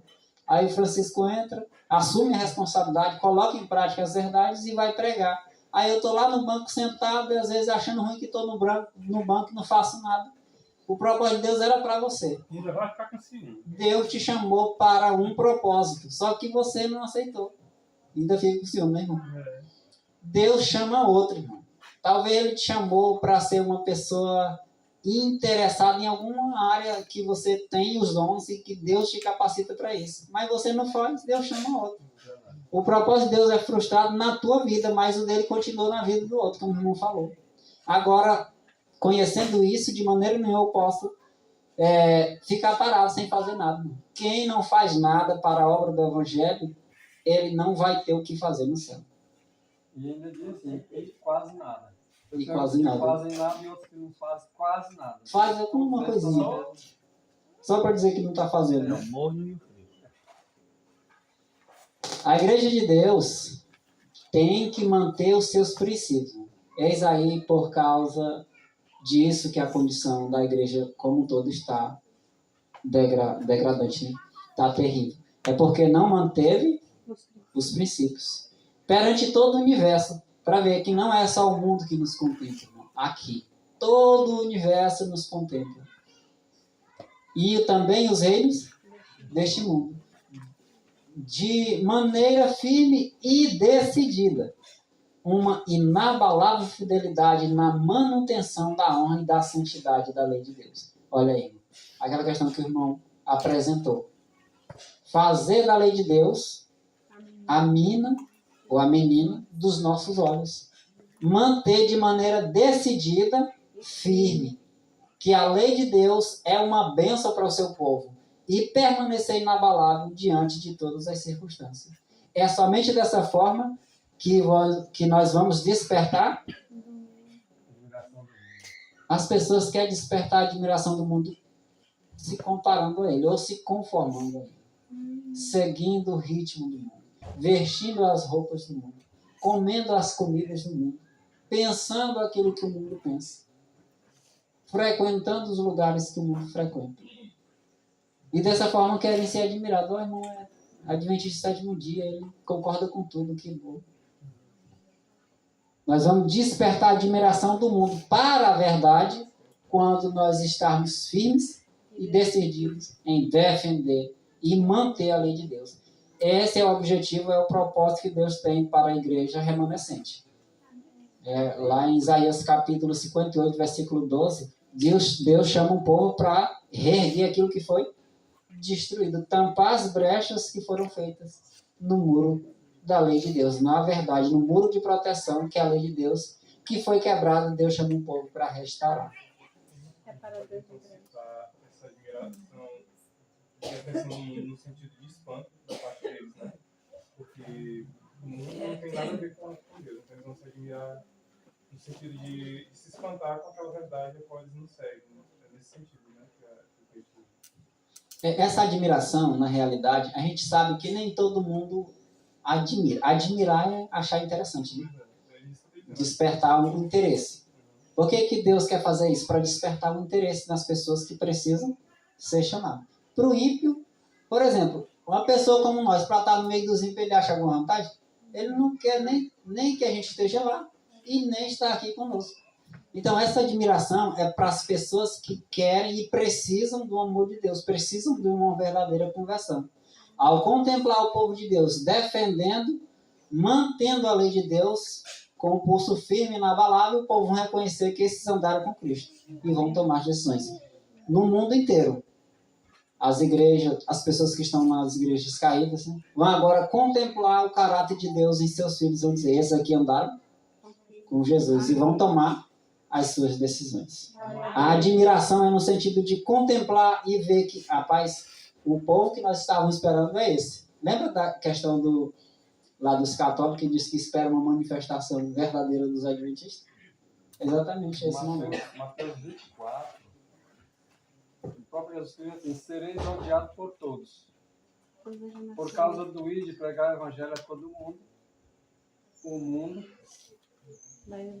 e o mundo protestante, em geral, vão odiar aqueles que foram chamados, a atenção deles e que ficaram admirados. É uma outra classe que não tem nada a ver com aqueles que nos odiarão. Esses aí, que são chamados a atenção e ficaram admirados, é na questão do que o irmão está falando. Aqueles que despertam a sua atenção, a sua admiração, o seu desejo, a sua vontade de ver a coisa certa. Já aqueles que nos odiarão é outra classe. O mundo não vai admirar nada de nós. Olha a admiração. Tem um texto que fala, o texto que o Marquinhos citou, né? Cristo aguarda com fremente desejo a manifestação de si mesmo em sua igreja. Só que, se não me falha, também tem um texto que fala do mundo. Assim, né? Do mundo todo. Mas o mundo aguarda que Cristo se manifeste na sua igreja. Com certeza leva para esse contexto. O pessoal não aceita, né? É porque é mentira. Não, é porque a igreja que era para estar vendendo a mensagem do vídeo, o mundo fica. Eu vou aceitar o que o pessoal é igual, não. A palavra de Deus diz assim: não ameis o mundo, é questão de interpretação. Não ameis o mundo, nem as coisas que há no mundo. Portanto, Jesus amou o mundo. Mas olha só, como é que Jesus pode amar o mundo e eu não posso? Mas só que são contextos diferentes. A gente tem que olhar o que realmente o Espírito diz à igreja, ou às igrejas. Deus amou o mundo de tal maneira que Ele deu realmente seu Filho unigênito para todos que nele creem. Todos que são agora despertados para dar atenção devida e admiração a esses que creem em Jesus. Está lá no mundo, mas no momento certo eles vão despertar. Está lá na igreja de Babilônia, lá, nas igrejas que compõem Babilônia. Mas no momento da mensagem, sai dela, povo meu, eles vão sair porque desperta a admiração e a sua atenção por causa da vida dos mensageiros que está parecendo com a vida de Cristo. E não mais os mensageiros são vistos. Cristo é visto nos mensageiros. Como Paulo disse, já não sou eu que vivo, mas Cristo vive em mim. Então aquele Cristo que vive no mensageiro vai chamar a atenção e a admiração do mundo que tem interesse para fazer a coisa certa e vai admirar e dar atenção a Cristo. Amém. Olha, eu vou ler o texto. O Maurício mencionou o Deus do Sinai, mas o que ele falou é um texto bíblico. Eu acho que todo mundo conhece. Romanos, capítulo 8, versículo 19. Os irmãos, se quiserem acompanhar. Exatamente o que ele mencionou. A natureza criada aguarda com grande expectativa que os filhos de Deus sejam revelados. Há uma expectativa, irmãos, do mundo. Eles estão procurando olhar Cristo em nós. Enquanto essa manifestação poderosa do caráter de Cristo não for vista na igreja, infelizmente não haverá conversões. Não haverá arrependimento. Porque vai se arrepender para quê? Está escrito que Deus tem mantido um povo sem tomar as suas decisões, porque se tomasse, se escandalizariam com o estado espiritual da igreja. Então, isso deve trazer a preocupação de que cada um de nós individualmente devemos permitir que Cristo transforme a nossa vida. Manifestar esse poder no caráter. A mensagem da igreja de Laodiceia é aplicável à nossa condição. Não tem como aplicar a outra classe de pessoas. Nem a tempo diferente e nem a classe diferente da igreja hoje. Quão claramente é pintada a situação dos que julgam ter toda a verdade e que se orgulham do conhecimento da palavra de Deus, ao passo que seu poder santificador não foi sentido em sua vida. A classe dessa igreja de Laodiceia é um povo que recebeu a verdade, porém essa verdade nunca causou o efeito do qual o Senhor, o objetivo pelo qual o Senhor a enviou. Sim. Ou seja, os irmãos não estão preocupados. O pastor falou que, irmão Luciano, no decreto dominical, a gente vai preparar o povo. No decreto dominical, o povo vai preparar. O senhor já vai preparar. Então, ninguém se prepara, não. A gente tem que se preparar antes. Tudo é antes. Porque com uma mensagem dessa, irmão, é rica. A nossa igreja tem tanta literatura, tantos assuntos pertinentes, mas que esses assuntos não estão sendo estudados. Não tem tempo para isso. A pregação é que Zaqueu desceu da árvore, é que Jesus vai voltar. Assim, pregações só para poder passar a mão na cabeça do irmão. Para manter o povo tranquilo, né? Você chega do jeito que você está e você permanece do jeito que você está. Não tem mudança. Os nossos caracteres, eles não são transformados. Eles não são mudados. Então a gente fica naquela condição, morridão mesmo, porque não tem incentivo, não tem mais trabalho missionário. Infelizmente, não tem trabalho missionário. Não tem. É questão de jogos depois do pôr do sol. É questão de uma festinha do lado da igreja. É questão de você fazer quermesse, vender, para fazer rifa, para fazer isso. Então a gente vê que todo esse conhecimento está sendo esquecido e pisado por vez mesmo. Então, o dirigente, hoje, é só questão de status. Eu quero ser pastor, eu quero ter status, eu quero ter uma casa boa, eu quero ter um carro do ano, eu quero ter dinheiro na minha conta. Mas eu não estou preocupada com a salvação dos irmãos, não. Eu não estou preocupada. Então, esse é o que os irmãos da igreja transmitem para a gente. Então, é assim, você vai à igreja, você fica ali, diz amém para tudo, mas chega em casa, não vai pesquisar, não vai estudar. Eu, particularmente, eu entro vazia lá dentro e saio vazia, porque de mensagem eu não tenho mensagem, certo? Então, se a gente não tiver a nossa vida fincada em Deus, não buscar esse conhecimento, a irmã só quer saber de espírito de profecia. A irmã só quer saber, mas não é que você quer saber. É porque esse é um estudo que nós devemos aprender. Pior que a senhora quer saber, né? Exatamente. Então, não é porque eu quero saber para eu poder então gloriar, não. Mas é porque eu tenho que me preocupar também com meus irmãos. Necessidades espirituais, né? Então, a gente não pode ser egocêntrica. Eu quero só para mim, o reino do céu vai ser só para mim. Vai, não. Então, Cristo, ele tem um povo peculiar, ele tem um povo diferente, ele tem um povo especial. Ele tem quantos Moisés por aí, quantos Abraãos espalhados por este mundo agora. Ele tem tanta gente que crê nessa mensagem que eles vão sair. Eles vão sair sem o povo. Então nós estamos vivendo mesmo na multidão, cada um faz por si,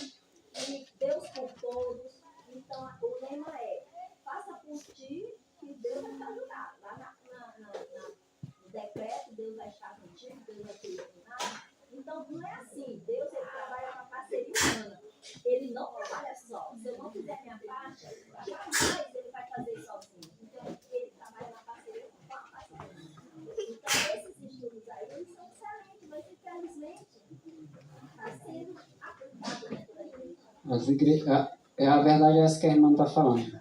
As igrejas como um todo não têm a verdade presente.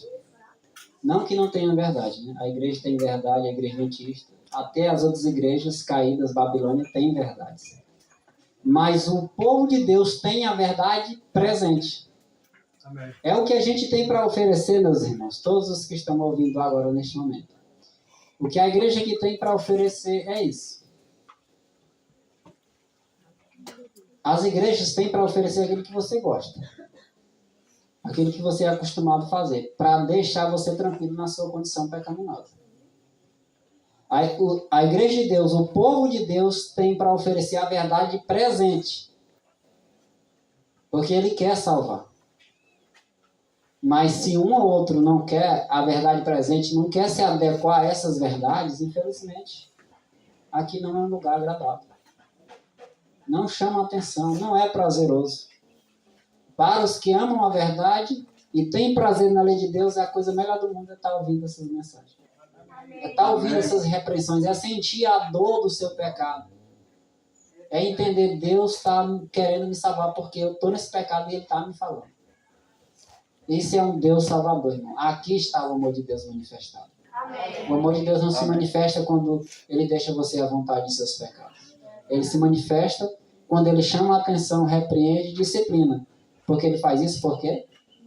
Ama. Agora, ser zeloso e arrepende. Falta em seu coração o fervor do amor de Deus.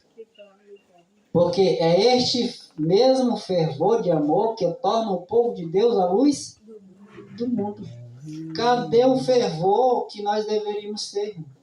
Cadê o interesse de viver a verdade e transmitir essa verdade para as pessoas? É esse fervor de amor que nos torna a luz do mundo. Rapaz, aquele irmão, todo sábado aquele irmão vai estudar. Ou mesmo que seja outro dia, toda quarta-feira lá que o irmão vai transmitir o evangelho para uma pessoa, o irmão está falando, está trabalhando, está se envolvendo. Esse é o fervor que nós precisamos, de viver e pregar aquilo que nós vivemos. Não adianta, irmão, pregar o que nós não vivemos. A verdade não deixa de ser verdade, mas o Espírito Santo não acompanha aquele que está pregando. Também não adianta somente viver a verdade e não pregar. Irmão, a gente estava conversando aqui, depois que acabou o culto, que os pioneiros eles tentaram fazer esse trabalho dessa forma. Somente viver para que o evangelho fosse pregado unicamente no testemunho da vida deles. E o Senhor foi lá e disse, não, vocês têm que pregar. O testemunho não é somente a vida prática. O testemunho é você viver e transmitir com alta voz aquilo que é verdade, aquilo que Deus quer que todo mundo viva. Que a gente fala, no evangelho vai ser pregado em testemunho. A gente pode, não, então eu vou só testemunhar. Testemunhar não é só você ser um exemplo, não. É você falar de algo que aconteceu, de algo que é verdade, de algo que precisamos. Testemunhar da verdade é você sair pregando a verdade na palavra e no Espírito. Amém? Amém. Pelo poder do Espírito Santo, deve a imagem moral de Deus ser aperfeiçoada no caráter. Isso é as vestes de Cristo, as vestes brancas. Pelo poder de quem? As vestes é de quem? De Cristo, pelo poder do Espírito Santo. A gente sabe muito bem que o Espírito Santo é o próprio Cristo, né? Pelo poder do Espírito Santo, deve a imagem moral de Deus ser aperfeiçoada no caráter. O poder está nele. Eu preciso apenas estar esvaziado do eu. É somente assim. Devemos ser completamente transformados à semelhança de Cristo. Ah, irmão, pois está difícil, porque eu estou longe disso. Especialmente gosta de falar isso as pessoas que estão frequentando há pouco tempo, as pessoas que até mesmo estão ouvindo a mensagem pela primeira vez. Ah, irmão, estou difícil, porque eu tenho tanto pecado. Não, as vestes de Cristo não é produzida, como é a palavra que o senhor mencionou, irmão? É só tecer, né? Só o céu que tece, né? Fiar, né? É Cristo que fia, que faz essas vestes. Ele, na realidade, já fez. Quando ele veio, na parte da noite a gente vai falar mais sobre isso. Quando ele veio, essas vestes ele já deixou pronto. Ele já tinha o seu caráter pronto, mesmo assim. Ele apenas manifestou quando veio. E essa mesma veste que ele vem e coloca em você. Não precisa você estar achando, irmão, pois eu não vou não, porque tá difícil para mim. No vestuário eu ainda não estou vivendo. A alimentação, essa pior ainda. Tem muitas coisas, irmãos, que eu não vivo. Ninguém vive nada. É Deus que opera em nós o querer e o realizar. Mas a verdade é que nós precisamos receber o caráter de Cristo. Não adianta eu dizer, não, irmão, realmente, né, como os pregadores, infelizmente, falam. Né? Quando o poder do Espírito Santo ser derramado de maneira milagrosa, irmão, aí nós vamos ser preparados. Engano. Nós não precisamos e nem podemos esperar esse tempo. O tempo é hoje. O caráter de Cristo está aqui à disposição. As vestes estão lá, o rei está dizendo, Eduardo, está aqui as tuas vestes. É essa aqui, não precisa tu fazer nada. Em outras palavras, irmão, aqueles que dizem que não é possível nós adquirir o caráter de Cristo, estão sentados na poltrona de Satanás. Sim. E tem muitos líderes sentados na poltrona de Satanás, ensinando ao povo que não é possível alcançar a perfeição cristã. São mentirosos. Agentes de Satanás, colaborando com o trabalho de Satanás. Marcos, lá em Teresina, nosso grupo tinha 50 pessoas, nosso grupo. E aí, com a trajetória, aí foram saindo, acabou o grupo, houve rupturas, houve divisões, aquela coisa toda. Por último, o nosso grupo era aqui com o irmão Vasconcelos, também se dividiu. E os irmãos que retornaram para a igreja adventista, como é que vai ficar o caso deles? Porque eles, com todo o conhecimento que eles têm, né? Hoje o irmão João é pastor da igreja adventista, mas ele é pastor, ele já está numa idade assim que não pode mais, né, ficar nos distritos, ele tem que ficar só na igreja de São Pedro. Então, assim, os irmãos que eram do grupo anteriormente falando, com todo esse conhecimento, né, de alimentação, de vestuário, de auxiliação, essas pregações de hoje, eles só não chegaram na Trindade. Como é que vai ser o caso deles? Eles vão receber a mensagem para sair, para se unir novamente. É uma coisa assim que eu fico me questionando, sabe? Eu digo assim, meu Deus, como é que vai ser o caso dos irmãos que eram do grupo, que hoje não estão mais no grupo, voltaram para a igreja? Eles vão receber novamente esse chamado? Irmão, irmã, em resposta à sua pergunta, para também esclarecer a todos os irmãos, infelizmente, irmão, a condição desses irmãos é um pouco complicada. O que a gente tem para falar sobre isso é o que está escrito. Capítulo 6 de Hebreus, versículos de 4 a 6. Quem quiser ler depois, pode ficar à vontade. Para aqueles que uma vez tiveram o privilégio de conhecer a verdade, tiveram a luz de Deus a brilhar na sua vida, praticaram as verdades, aceitaram, foram convertidos, participaram do dom celestial e deram as costas à verdade, é impossível que eles sejam reconduzidos ao arrependimento. É triste, mas é a verdade. Cuidado, irmão, para o que esteja em pé, que não cai. Não adianta eu dizer, não, irmão, mas ele vai ser chamado. Não está escrito assim. Se rejeitou a verdade, deu as costas, é diferente, irmão. Uma pessoa que nunca foi chamada. Uma pessoa que não teve um conhecimento como nós temos, por exemplo. Eu nunca vi, eu não sou muito, assim, experiente em questão de tempo aqui, né? Tenho mais ou menos acho que uns 6 anos, mais ou menos. Mas tem outros irmãos que têm mais tempo aqui. Quantos irmãos vocês, não precisa responder, mas meditem. Quantos irmãos vocês já viram que esteve em nosso meio, que fez uma reforma na vida, até viveu muitos princípios, vestuário, alimentação, e deram as costas a tudo isso e voltaram para a igreja. Não vou nem dizer voltar para o mundo, porque quando volta para o mundo já abandona completamente. Mas voltaram para a igreja e são mais zelosos. Se alguém tiver alguém que fez isso, pode falar.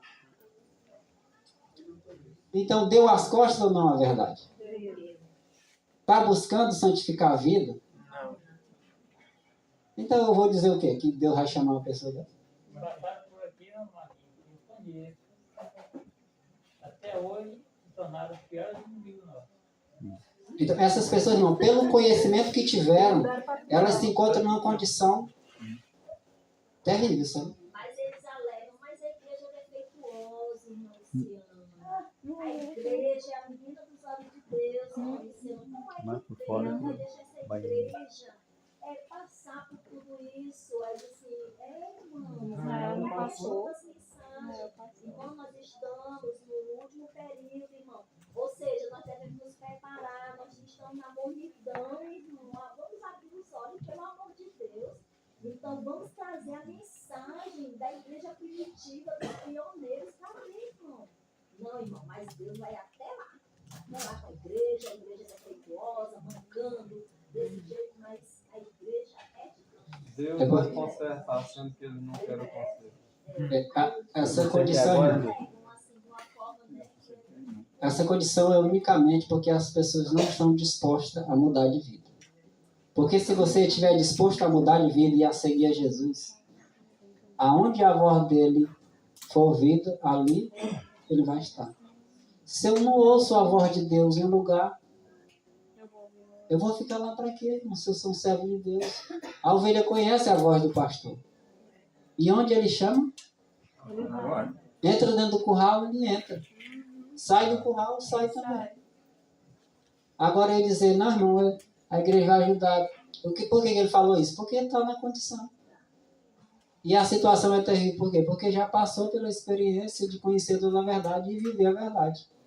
A não ser que a pessoa não teve a condição, assim, de realmente participar daquilo que a fé proporciona. Né? Porque se participar e se viver e der as costas à verdade, aí, infelizmente a condição é essa.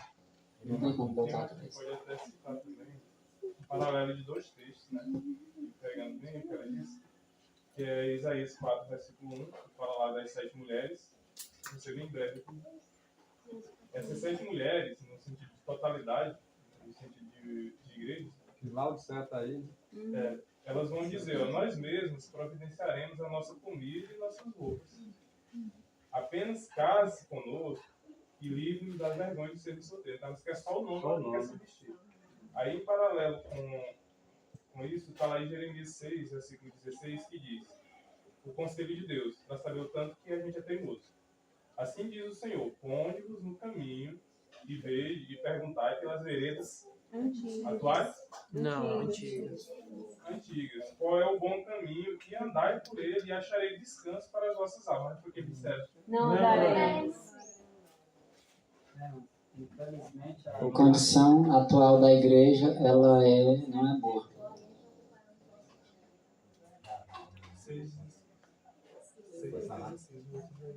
Pode.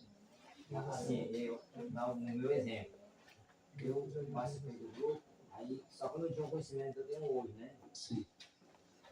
O conhecimento que eu tenho hoje, através do grupo da lei, testemunho, né?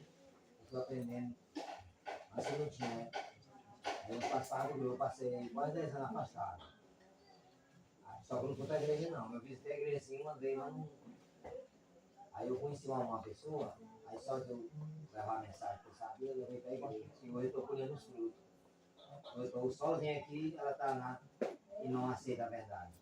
Aí eu estou colhendo aquilo que eu plantei, né? Tá dando exemplo, né? A gente colhe. Não, nós vamos aqui finalizar. E Deus, Ele quer se manifestar em nosso meio como um todo. Ele quer usar a igreja toda. No sentido de que seja a igreja usada, não o indivíduo. A questão de que não vai ser a totalidade, vamos supor, a comparação do irmão, mais 100, mas ele vai usar pelo menos a maioria. Então, desperta em cada um as suas necessidades espirituais desenvolva pelo poder de Cristo, texto que a gente leu por último, um caráter semelhante ao de Cristo. E Deus vai operar milagrosamente no nosso meio. Oramos, peçamos, imploramos e cooperamos para que isso aconteça no nosso meio. Nós vamos ouvir uma mensagem musical, aí logo após a gente vai orar para a gente concluir.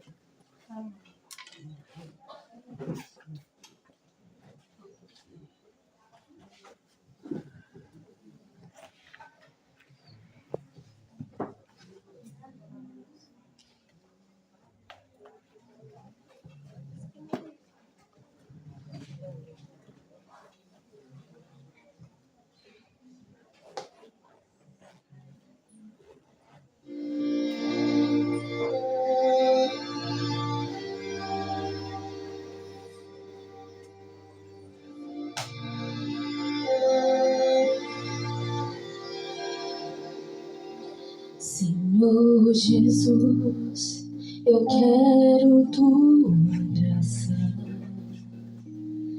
teu favor é tudo para mim.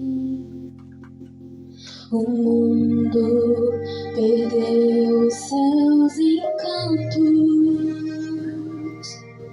e a glória encontra em tua cruz. Tua graça me basta, Senhor. Tua glória me envolve com amor.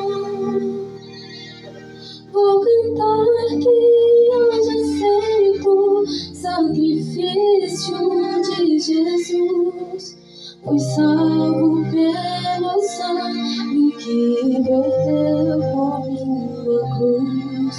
Tua graça me basta, Senhor.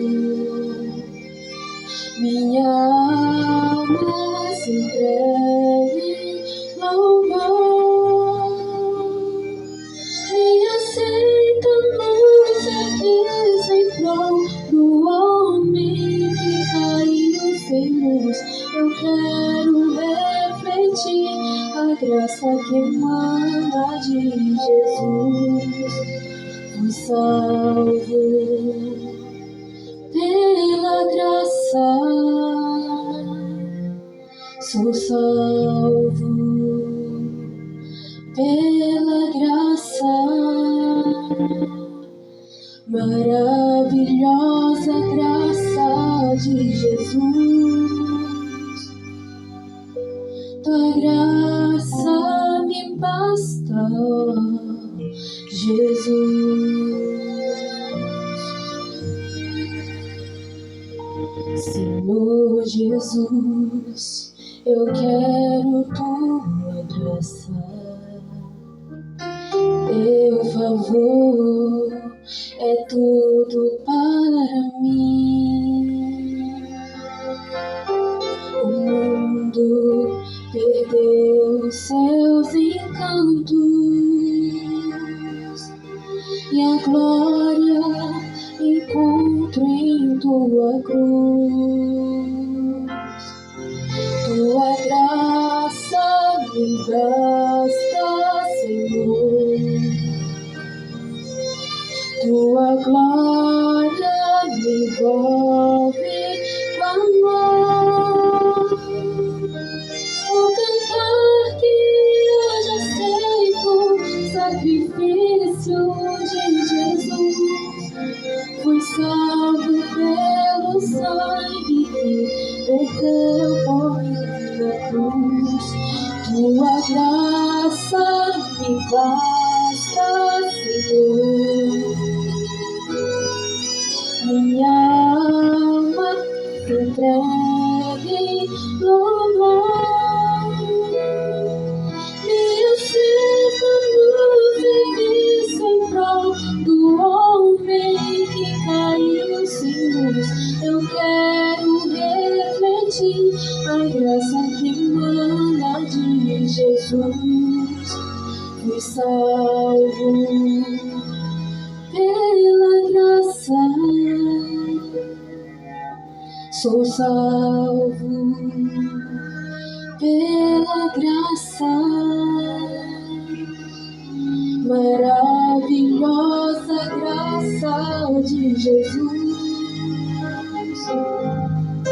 Tua graça me basta, Jesus.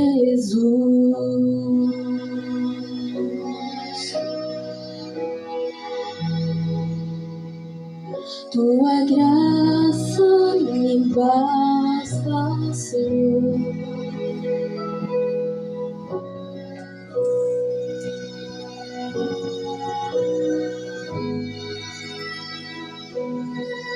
Tua graça me basta, Senhor. Amém.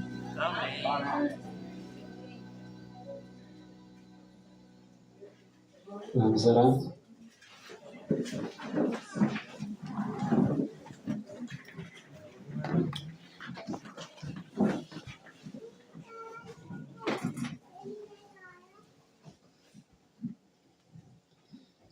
Senhor Jesus, nós queremos em primeiro lugar agradecer-te pelo privilégio de conhecer a tua vontade. Amém. Pela oportunidade que nós temos ainda, Jesus, de desfrutar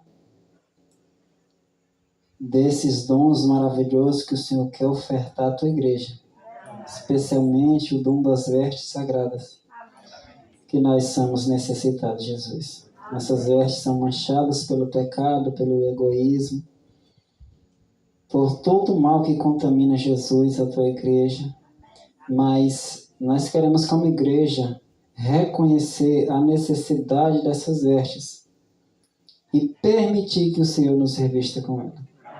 Suplicamos, Jesus, o poder do teu Espírito para nos conduzir, Jesus, no desejo e no sincero esforço, Jesus, de alcançar este objetivo. Que o Senhor opere em nós o querer e o realizar segundo a tua boa vontade. E que possamos permitir, Jesus, que esse poder se manifeste em nós. Para que a tua igreja seja preparada para os últimos dias. Para que a tua igreja esteja em pé, Jesus, no derramamento do Espírito Santo, como chuva serôdia. E assim possamos testificar de um Deus Todo-Poderoso. Obrigado por tudo. Rogamos essas bênçãos, Jesus, com o sincero desejo de recebê-la em teu bendito e santo nome. Amém. Amém.